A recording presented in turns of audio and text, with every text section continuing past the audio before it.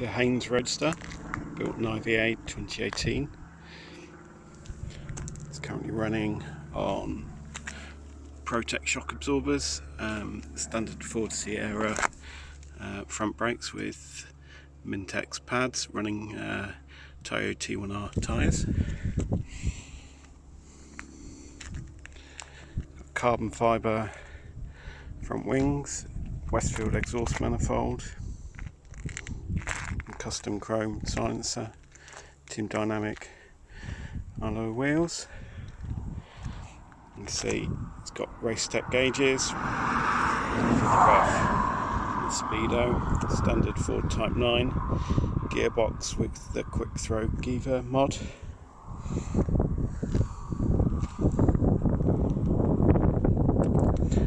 It's running a 2 litre Z-Tech with ZX6R carburetors, putting out between 150 and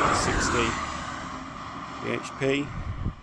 It's got a really nice Caterham motor litre steering wheel and TRS 4-point harnesses, Westfield seats.